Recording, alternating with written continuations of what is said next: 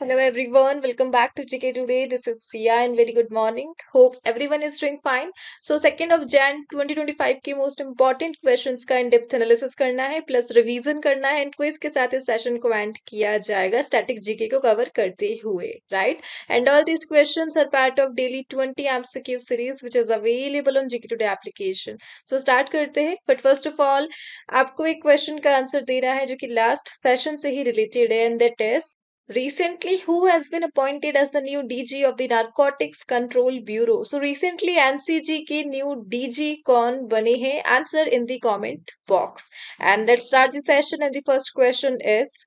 First one is which country has recently launched the CR450 prototype, the world's fastest high-speed train? So recently CR450 prototype को किसने launch करा है? That is world's fastest high-speed train. Answer is option number B. China ने launch किया है, right? So CR450 की जो speed है वो 400 किलोमीटर पर आवर कमर्शियली बताई गई है and 450 kilometre per hour test के दौरान बताई गई है, राइट? सो बेसिकली चाइना का इससे प्रीवियस मॉडल था CR400 फक्सिंग, इसमें इंप्रूवमेंट करके न्यू मॉडल को लॉन्च किया गया है दैट इज CR450। इससे पहले जो मॉडल था CR400 फक्सिंग, इसकी स्पीड 350 किलोमीटर पर आवर थी। नाउ CR450 की जो मैक्सिमम स्पीड है वो 450 किलोमीटर पर आवर है। सो ये जो न्यू मॉडल है फीचर करता है advance technology for speed, energy efficiency and passenger comfort, right? So overall China का गोल है अपने रेल नेटवर्क को एक्सपेंड करना है 70,000 किलोमीटर तक और इसके लिए जो टारगेट ईयर है वो 2035 है, राइट? सो CR450 प्रोटोटाइप ये रिसेंटली चाइना ने लॉन्च किया है। Let's move to the next slide. So recently rail से रिलेटेड जो लास्ट क्वेश्चन से हम उन्हें रिवाइज करेंगे and that is Mumbai Ahmedabad high speed rail corridor is the project between India and which country? And the other country is Japan, right? So India and Japan के between जो project that is Mumbai Ahmedabad high speed rail corridor. Next is what is the name of the AI powered system launched by Indian Railways for inspecting and sorting linens and the that is LISA system. So recently LISA system को launch किया गया था Indian railway के द्वारा so that linen के लिए quality को improve किया जा सके, टेक्नोलॉजी को इम्प्रूव किया जा सके। What is the name of the mobile application recently launched by the Indian railway for passenger safety? And that is संरक्षा ऐप, राइट? दैट इज संरक्षा app. And Kalka Shimla Railway, which was seen in the news, connects which two states? So Kalka Shimla Railway ये Haryana and Himachal Pradesh को connect करती है। Next is what is the name of the digital initiative launched by the Railway Protection Force to honor its martyrs? And that is Digital Memorial of Valor. So recently union railway minister ने launch की है शतकारी समृद्धि special train और किन दो places को connect करती है? Answer is Maharashtra and Bihar को। एंड इसी के साथ फर्स्ट वंदे मेट्रो ट्रेन का रीनेम किया गया और रखा गया नमो भारत रैपिड रेल। और किस स्टेट में इसे इनोग्रेट किया गया था? That is Gujarat, right? Let's move to the next question. Next is who has been appointed as the new DG of Central Reserve Police Force? So recently CRPF के new DG कौन बने हैं? Answer is option number D. Vitul Kumar बने हैं। So 1993 IPS officer है from Uttar Pradesh and now अभी recently DG बने हैं ये Central Reserve Police Force के। और किन्हें सक्सीड किया है इन्होंने? अनीश दयाल सिंह को सक्सीड करके वितुल कुमार बने हैं new DG of the CRPF, right? Basically Punjab से बिलोंग करते हैं, इलेक्ट्रॉनिक्स में इनकी डिग्री है और काफी सारे मेडल्स भी इन्हें मिल चुके हैं जिनमें से 2021 में इन्हें मिला था प्रेसिडेंट्स पुलिस मेडल एंड 2009 में इन्हें मिला था पुलिस मेडल, राइट? सो ये दो मेडल इन्हें ऑलरेडी मिल चुके हैं दैट इज वितुल कुमार। और इनकी जो प्रोग्रेस है सीआरपीएफ में वो डेप्यूटी इंस्पेक्टर जनरल से हुई है। 2009 में ये डेप्यूटी इंस्पेक्टर जनरल थे एंड नाउ 2023 में स्पेशल डायरेक्टर जनरल थे एंड नाउ न्यू डीजी बने हैं ये CRPF. And overall CRPF it's a part of Central Armed Police, right? So Central Armed Police के under 7 organization perform करती है that is Assam Rifle AR and BSF Border Security Force, Central Industrial Security Force CISF, Central Reserve Police Force CRPF, Indo-Tibetan Border Police that is ITBP, and National Security Guard. ये 6 हो चुकी है, and the last one is सशस्त्र सीमा बल, right. सो ये 7 task force perform करती है under the central arm police forces, right. इसी के साथ सीआरपीएफ की बात की जा रही है. बेसिकली सीआरपीएफ को 28 दिसंबर 1949 में स्टार्ट किया गया था. सीआरपीएफ का जो मोटो है service and loyalty, it's a motto of CRPF. And यहाँ पे प्रेसिडेंट पुलिस मेडल की बात की जा रही है. सो बेसिकली 1951 में first time president police medal को इनिशिएट किया गया था. बेसिकली ये जो मेडल है सिल्वर का बना होता है और डिस्टिंग्विश सर्विस के लिए दिया जाता है ऑफिसर्स को, right. Let's move to the next one. So recently task force से रिलेटेड कुछ क्वेश्चंस को हम रिवाइज करेंगे, एंड दैट इज रिसेंटली हमने डिस्कस किया था which paramilitary force has the highest representation of women among the CAPFs, and that is CISF. So CISF में women ratio सबसे ज्यादा है. Next is where was the all India conference of DG inspector general of police 2024 held, and that is Bhubaneswar, right. And where was the 73rd all India police athletics cluster championship 24-25 inaugurated, और ये new Delhi में हुआ था. Recently state government ने new rules को introduce किया था for the appointment of the DGP, and that is by Uttar Pradesh. Uttar Pradesh ने अनाउंस किया था, इंट्रोड्यूस किया था new rules for the appointment of DGP. And which ministry instituted the केंद्रीय गृह मंत्री दक्षता पदक to boost the morale of all police personnel, and it is by ministry of home affair. So recently MHA ने institute किया था केंद्रीय गृह मंत्री दक्षता पदक. Police commemoration day every year किस डे को ऑब्जर्व किया जाता है? 21 अक्टूबर को ऑब्जर्व किया जाता है. And the next is which institution has recently launched a cyber commandos training for police, and that is by IIT Madras. Let's move to the next slide, and that is next is which state won the Senior National Men's Handball Championship 2024 title. So recently Senior National Men's Handball Championship का title किस state ने जीता है? Answer is option number B, Kerala ने जीता है, right. So recently Kerala ने beat करा है चंडीगढ़ को with a score of 34-31 in the senior national men's handball championship, right. And Kerala overall services को डिफीट करके फाइनल में पहुंचा था, एंड चंडीगढ़ इंडियन रेलवे को डिफीट करके फाइनल में पहुंचा था. एंड इसी के साथ सर्विसेज एंड इंडियन रेलवे ये थर्ड प्लेस पे रहे. एक साथ इन्होंने थर्ड प्लेस को शेयर किया था, टाई हो गया. एंड फर्स्ट पे केरला एंड सेकंड पे चंडीगढ़ रहा, and that is senior national men's handball championship. And basically handball में 2 टीम्स होती है with 7 player each including a goal keeper, right. So how many players are on a standard handball team during play? That is 7.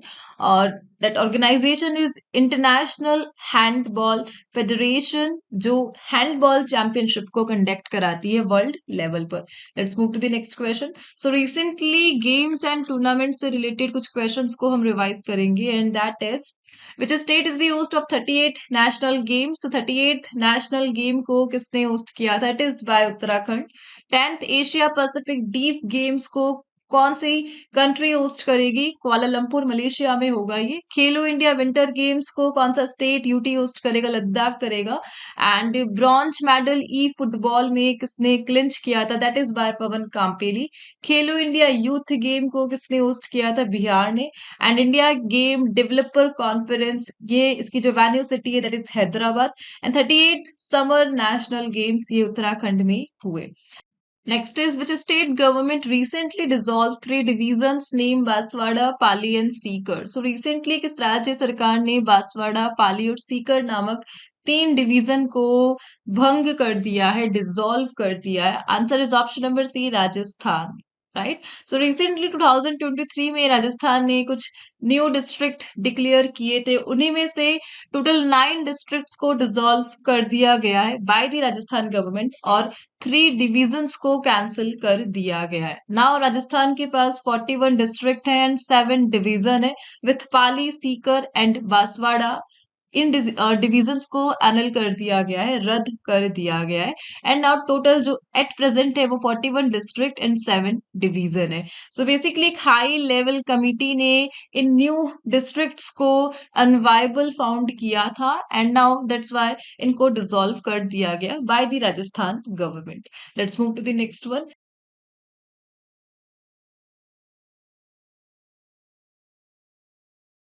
Next is Yadgir Fort, which was seen in the news, is located in which state? So recently Yadgir Fort ये news में था और किस स्टेट में located है? Answer is option number A, Karnataka में located है।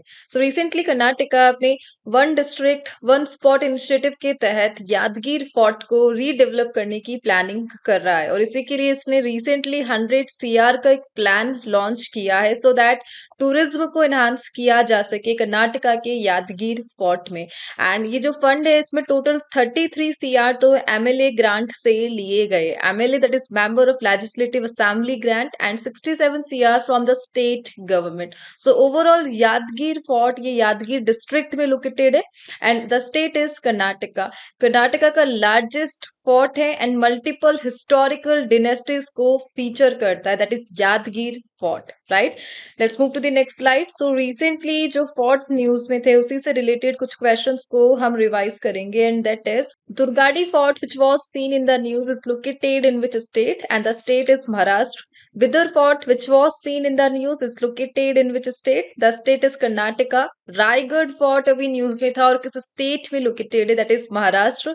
And recently fortified rice initiative देखने को मिला था, और इसका प्राइमरी ऑब्जेक्टिव क्या था? To combat malnutrition. And Gingee fort recently UNESCO world heritage site के लिए नॉमिनेट हुआ था और किस स्टेट में located? The state is Tamil Nadu. Sindhudurg fort ये किससे एसोसिएटेड है? With which historical personality? That is Chhatrapati Shivaji.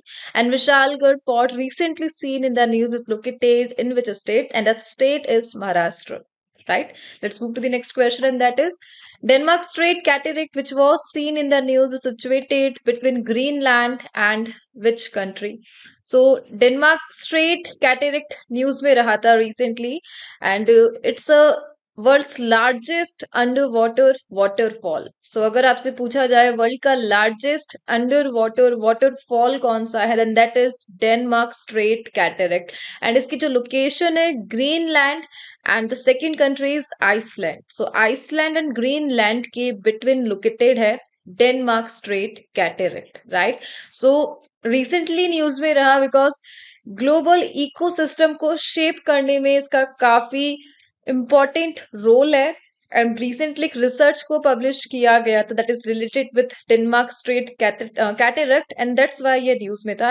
Basically इसकी जो वर्टिकल ड्रॉप है वो 2000 मीटर है, एंड ओवरऑल 3 टाइम टॉलर है than Angel Falls. Angel Falls it's waterfall, और ये लोकेटेड है वेनेजुएला के कनाइमा नेशनल पार्क में। वर्ल्ड का टॉलेस्ट वाटरफॉल है, इसकी जो हाइट है वो लगभग 3212 फीट है, और इसी से 3 टाइम टॉलर है Denmark strait cataract, right. And overall Denmark strait cataract एक अंडर वाटर वाटरफॉल है, इसकी सरफेस ओशन से इनविजिबल है एंड ग्लोबल ओशन को अफेक्ट करता है। Let's move to the next question, and that is according to recent data by Election Commission of India, which state or UT had the highest percentage share of female electors in 2024? So recently Election Commission of India ने अपनी कुछ reports को publish किया था, जिसमें उन्होंने बताया कि फीमेल इलेक्टर्स का जो सबसे ज्यादा परसेंटेज है वो किस राज्य से है? Answer is option number C, Puducherry से, राइट। सो रिसेंटली ईसीआई ने 42 रिपोर्ट्स को पब्लिश किया था, लोकसभा इलेक्शन से रिलेटेड एंड असेंबली इलेक्शन से रिलेटेड, और इसी में 2024 के डेटा के अकॉर्डिंग बताया गया कि 47.63 CR विमेन्स ने पार्टिसिपेट किया था इलेक्शंस में, जो कि टोटल इलेक्टेड्स का 48.62% रहा।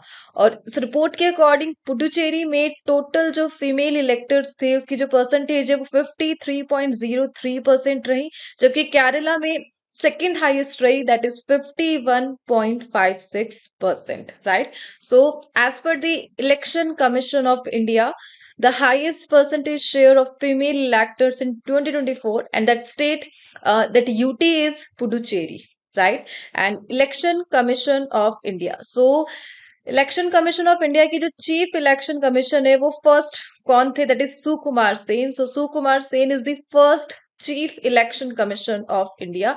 1950 में इस बॉडी को एस्टेब्लिश किया गया था। और हमारे जो कॉन्स्टिट्यूशन है उसमें आर्टिकल 324 रिलेट करता है इलेक्शन कमीशन ऑफ इंडिया से, राइट। इसी के साथ यहाँ पे लोकसभा की बात की जा रही है। एट प्रेजेंट लोकसभा में जो टोटल मेंबर्स है वो जो मैक्सिमम स्ट्रेंथ है लोकसभा की वो 550 मेंबर्स की है, जिसमें से 530 members representative of the states है एंड 20 मेंबर्स यूटी से बिलोंग करते हैं। एंड एट प्रेजेंट जो पॉपुलेशन है लोकसभा में वो टोटल 543 है। सो एट प्रेजेंट टोटल जो मेंबर्स है 524 from states and 19 from UTs. And also 104th amendment act 2019 में इसे लाया गया था, और इस एक्ट के साथ एंग्लो इंडियन का कंसेप्ट को डिसकंटिन्यू किया गया था। और ओवरऑल इस एक्ट को 25 जनवरी 2020 से स्टार्ट किया गया था, राइट। सो रिसेंटली लोकसभा में टोटल जो कैपेसिटी है वो 543 मेंबर्स की है। Let's move to the next question. Next is where was India's first glass bridge inaugurated. So Bharat का पहला ग्लास ब्रिज का उद्घाटन कहाँ पर किया गया? Answer is option number C, Kanyakumari, Tamil Nadu, right. So recently Tamil Nadu के जो सीएम है एम के स्टालिन, उन्होंने इनोग्रेट करा है इंडिया का फर्स्ट ग्लास ब्रिज। कहाँ पर? कन्याकुमारी। एंड ये जो ब्रिज है ये लिंक करता है विवेकानंद रॉक मेमोरियल को त्रिवल्लुवर स्टैचू से एंड लोकेटेड है कन्याकुमारी से, राइट। एंड ये जो प्रोजेक्ट है ये पार्ट है तमिलनाडु के 37 सीआर टूरिज्म इनिशिएटिव का, जिसे तमिलनाडु की गवर्नमेंट ने इनिशिएट किया है टूरिज्म को प्रमोट करने के लिए। और रिसेंटली इंडिया का फर्स्ट एवर ग्लास ब्रिज को इनोग्रेट किया गया इसी प्रोजेक्ट के तहत। कहाँ पर? तमिलनाडु में, राइट।